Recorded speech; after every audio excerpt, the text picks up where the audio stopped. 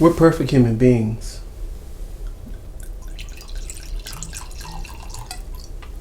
but we can be better people.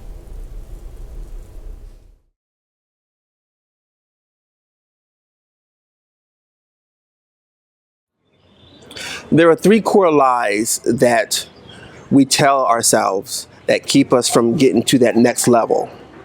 The first lie is we have something that we really don't. The second lie is that we can do something that we really can't.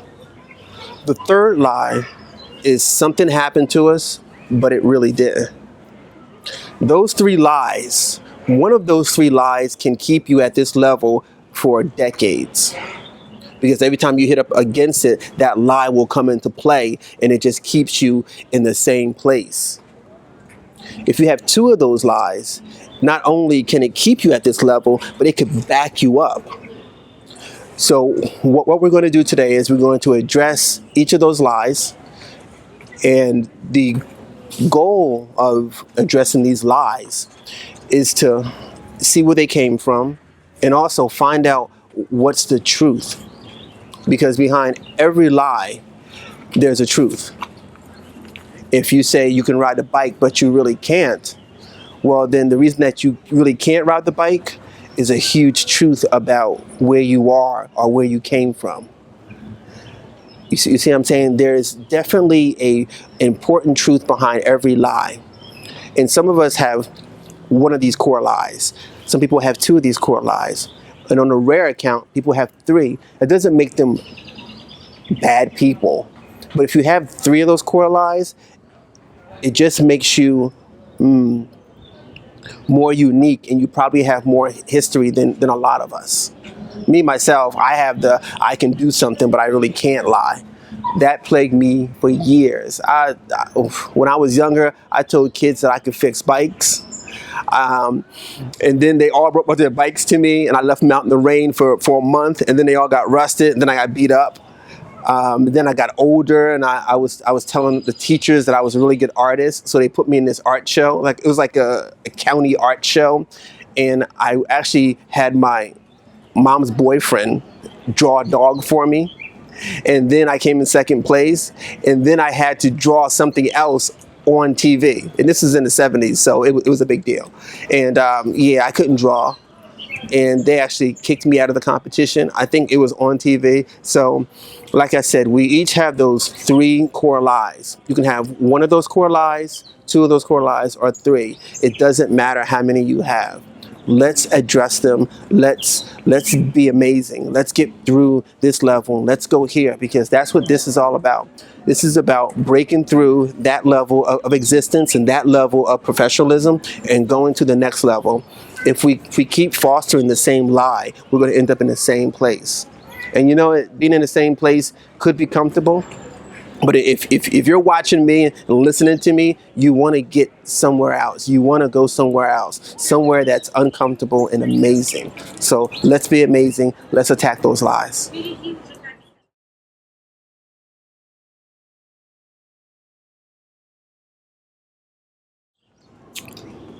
So the first lie is you can do something, but you really can't.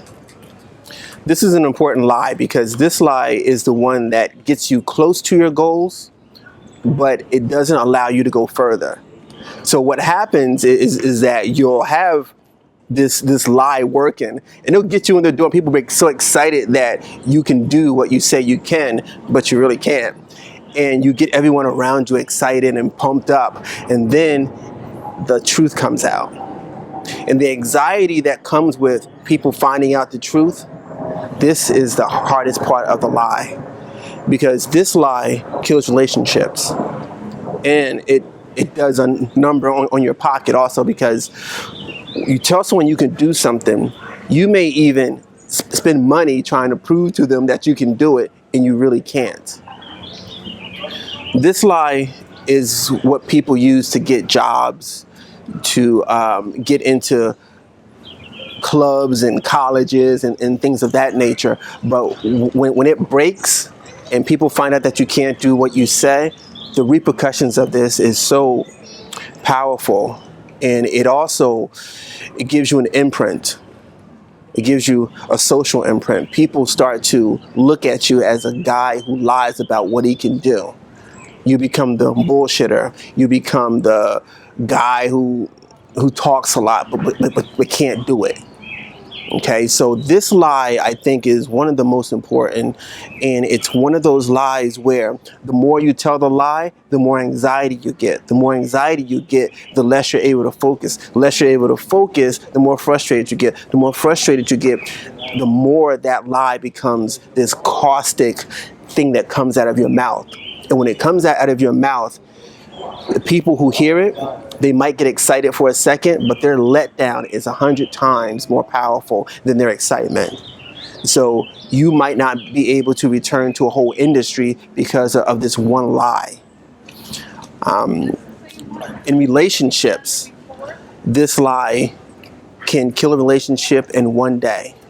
And not just little relationships, I'm talking about large relationships, family, friends, girlfriends, boyfriends, because this lie will actually set people up to believe that you and them are right on par. You know, if this person is able to do this and they're excited that you say you can do it also, now they have big dreams about what you can do as a couple and as a team. But what happens is when they find out that you can't, not only is it a letdown, it's actually mean, you know, and that person probably will never forgive you for not being honest to them. And also, you will be so embarrassed that you won't ever want to see that person again because they'll remind you of that lie. And it's really funny, the more people you tell that lie to, the less people you want to see. So this lie is the most caustic because it ruins relationships immediately. When a person finds out that you've lied about what you can do, that you really can't, it just doesn't just reflect on you, it reflects on them also, because now they're questioning if they're being smart about who they pick. It's sort of like if you have a boss and you lie to your boss about what you can do, what he does, he changes his whole interviewing process because he feels like, hey, this person got through with lying. I need to make sure it doesn't happen again. This lie, when it comes to relationships, you know, if you're a man and you meet a woman, you tell her you can do something that you can't. She is looking at this thing that you can do as a sign that, wow, you know, you guys are really compatible. And when she finds out that you can't, all hell breaks loose.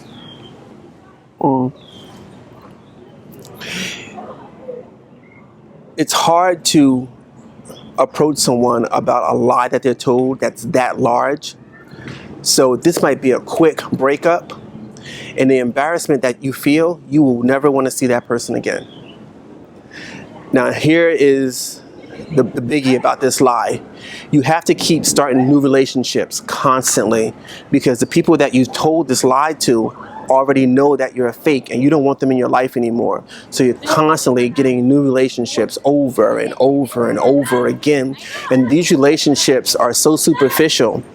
And it's funny, but I can almost spot the person that tells this lie just because of their demeanor and how they talk and how far that they go into subjects, because they've gotten so used to being superficial and so used to only telling just the top layer of their life, because right under that top layer is that lie. I can do this, but I can't. And you can tell when they tell it, their whole personality changes. They get a little bit concerned about who you know and how you know them, and they're afraid that you're going to find them out. And when you do find them out, it's crushing, it's embarrassing. And the funny thing is, they never think not to tell the lie. For some reason, the lie becomes such a part of their personal repertoire. They keep telling the lie over and over again.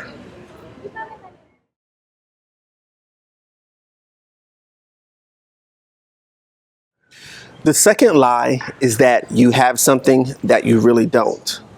And although this is the most popular lie, This is the one that bothers me, because I always think that people who try to heighten their worth by lying about something that they have that they really don't, under that lie, there's something going on. And especially when an adult does it. You know, kids do it all the time. Hey, I got a pet boa constrictor at home, and they have a little frog or something. That's normal. But when an adult lies about something that they have that they really don't, it's more of a deep-seated issue into their own self-worth. And having to inflate your worth is a very, very dangerous internal thing, because that triggers something. First thing, it tells you you're not enough. And you're telling yourself you're not enough. If you're in front of someone and you say, I have a house in the Hamptons, and you don't, you're not only lying to them, but you're telling yourself you're not enough. And I'm going to say this. Anyone who's watching me or who's not watching me, who you know, who I know, everyone is worth something. Everyone has amazing worth. Your worth to me is probably more than I can make in a year. Because you have to understand, you watching me makes me viable. You talking about this later or making a comment, or even if you don't comment on it, but you hear something and it changes you a little bit, now that's worth. For me, because that's why I'm here. That's why I'm doing this. You know, that's why I'm standing in front of you, because that's important. Self-worth doesn't have to be, pushed up or inflated, because you already worth a lot to everyone around you. Now, the bad thing about telling people you have something that you don't, our society has grown into the things that you have sometimes makes you who you are. So if you meet me and I say, oh yeah, I have a yacht, immediately you form this opinion about me, my life, my financial status, my social status. Or if you meet me and I say, oh yeah, I have a plane, we can fly, to Las Vegas. Immediately, you already start forming this thing. So not only does that thing that you don't have reflect you, it also reflects who you are in other people's eyes. And sometimes you will paint the wrong picture from telling people that you have something that you don't. And when that picture is discovered and people realize he doesn't really have it, now they got to go back, way back to they first met you, and try to figure out who you are. And the first thing they come up with is a liar. You do not want to be the liar. So in order to duck that, what you do, you never allow people into your life. You keep them at arm's length, because if you say you have something, sooner or later, someone wants to see it. Someone wants to experience it. So you have to keep people on the outskirts. And then when they get too pushy, you have to get rid of them. See what I'm talking about? That lie is like a wall. And that wall affects business relationships, social relationships, family relationships. That's why you can't get to the next level, because you can't get enough people in your circle to help you push through, because you keep lying to them. So you're always going to be here, and you're not only going to be here, you're not going to be comfortable, because you're constantly ducking and not want people to find out that you don't have what you say you have.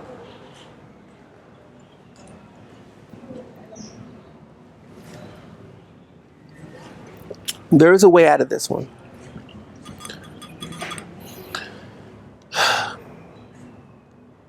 If there's something that you want so bad that you don't have, but you really want it, start working towards it.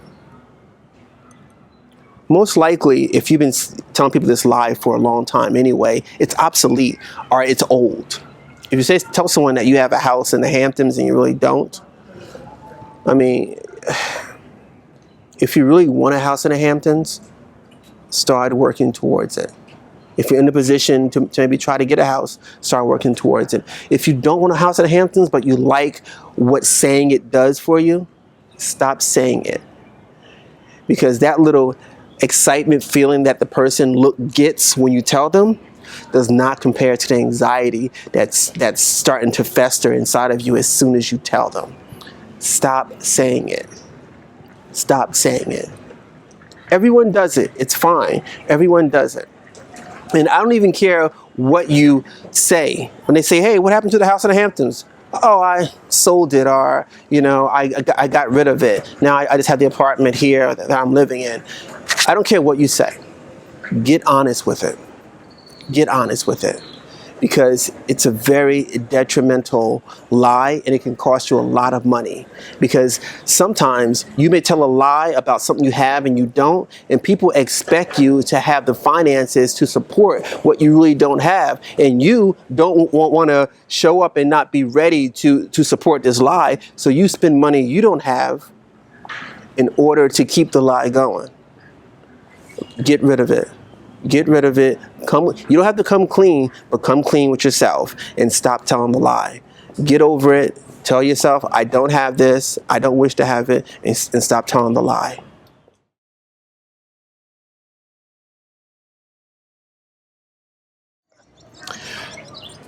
So this third lie is that something happened to you, but it really didn't. And this is the last lie that I'm going to talk about, because I think this is one of the important ones. Whatever you put in your mind that happened to you, your body's going to react, and your life is going to pattern with that in mind. So if you say that you had a relationship that was horrible, your relationships after that are going to pattern that. You have to be honest about the things that happen to you, because the things that happen to you are what make up who you are and where you're going to be. This is very important, and I know that there are some situations where quite a few people their lives are centered around this one lie.